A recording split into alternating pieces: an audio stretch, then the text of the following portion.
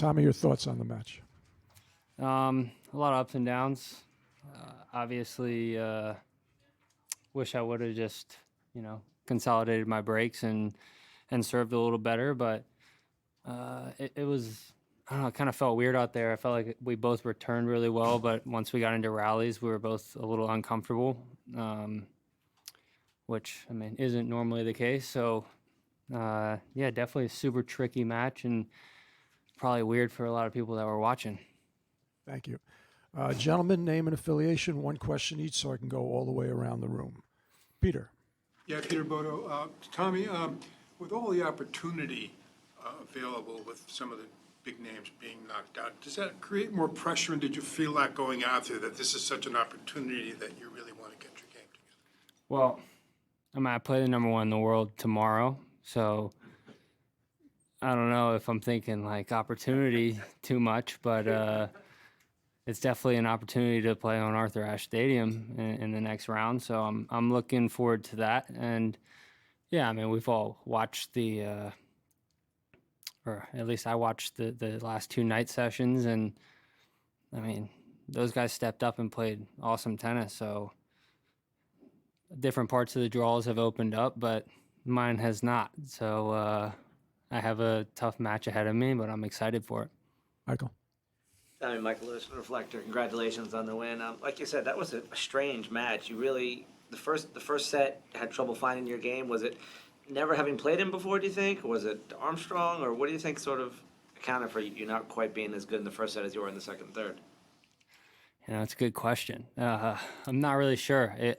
Like I said, we both, I thought we both returned really well. I didn't get as many free points on my serve as I would have liked, and from the ground, I just wasn't as solid as I would have liked. I need to clean some things up. I'll get back out on the practice court tomorrow and clean some things up with my footwork and getting to the net. I didn't get to the net as much as I would have liked, but at least I know what I need to work on tomorrow. Matt. Matt Futterman from The Athletic.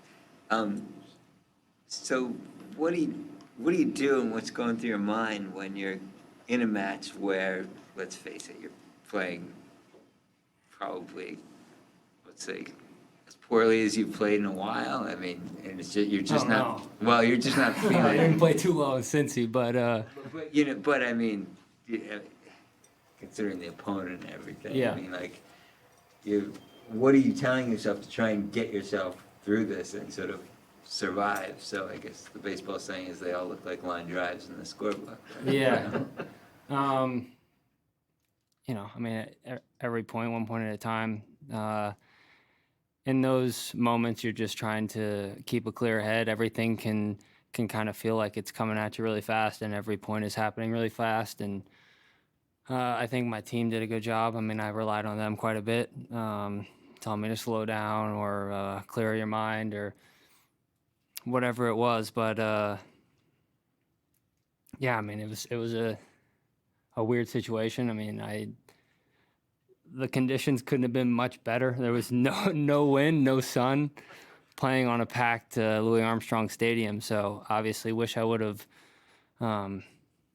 played a little better on my service games, but I'm sure he would say the same thing. He played great on my service games, and he makes it uncomfortable for me to play. His forehand, he really hits the outside of the ball, so every time he hits it, it's curving away from you, and then the backhand, he hits a nice flat ball, so it's two very opposite balls on both sides or on both wings of his, so just tricky. Willie. Rolled your eyes at the end there. After the match? Yeah. I was just happy to be done. Yeah, happy to be done. Those matches, they're not the most fun when you're on the court, but those are the matches that are, like tonight, I'm going to be happier than when I play perfect, those matches feel better after. Willie. You mentioned playing the number one person in the world, and it's somebody you've played before.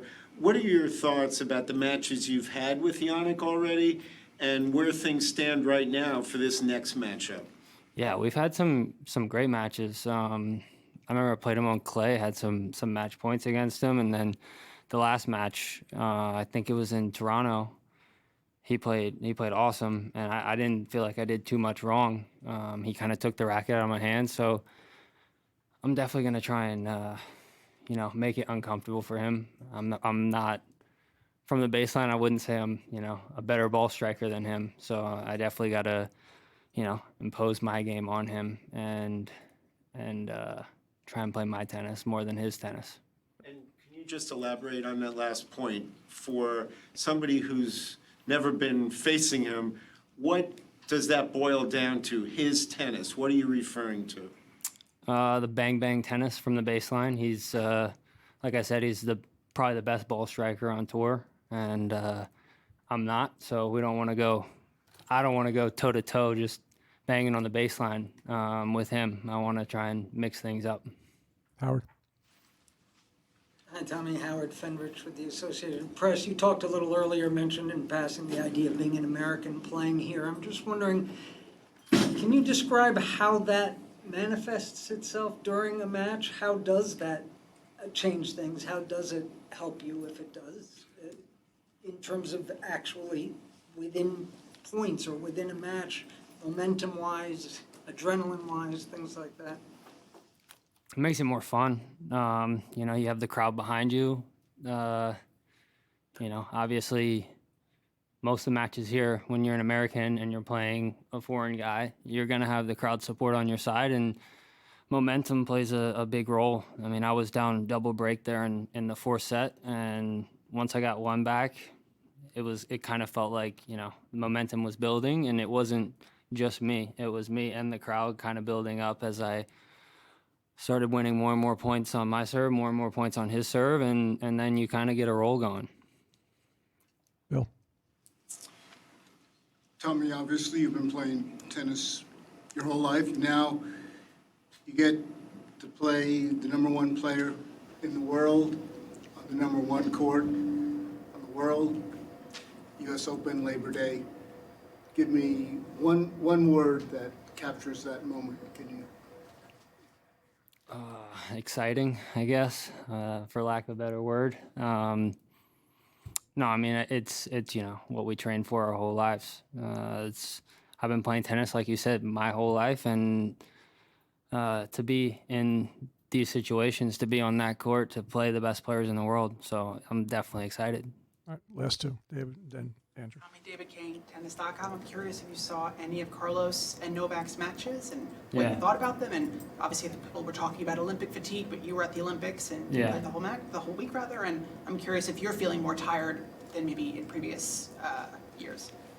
Yeah, to answer your first question, I did watch the matches. Last night I was kind of hoping that it would end a little earlier because I wanted to go to sleep. It was like today was the first day I used an alarm clock the whole tournament. So yeah, I mean, like I said earlier, I think the guys that played Alcaraz and Novak both stepped up and played awesome. But yeah, I mean, I feel like I had the Olympic fatigue, I guess, at the right time in Canada and Cincy. But now I'm feeling pretty good. I had a nice little reset, and yeah, I mean, it's a tough turnaround. Like we never go from grass to clay to hard so quickly. But I don't want to take anything away from those guys who, I mean, they earned those wins and they played awesome tennis. So I'm happy for them. And, Carlos and Novak have won quite a few tournaments. So I don't feel too bad, I guess. Andrew, last question. Andrew Ecknos with ATP. You're asked basically every tournament about all the other Americans, and how nice is it to have 4 of you guys in the 4th round, and how much are you able to pay attention to that during the tournament? No, I mean, it's amazing. I wish we had, 10 guys, but it's fun watching them. Obviously, the match yesterday was, I hope that you guys watched that with Ben and Fo. That was an amazing match, and I think there's going to be a lot more of those in the next, 5 to 10 years. We have a great group of guys, and Nakashima's stepping up, playing I mean, he's been playing awesome, like he really has, and you know, it's exciting. It's an exciting time, and you know, we all want to do really, really well here. We all want to make it to the last weekend, and you know, hopefully at some point we're playing each other in the last weekend. Thank you, everyone. Thank you, Tommy. Thanks.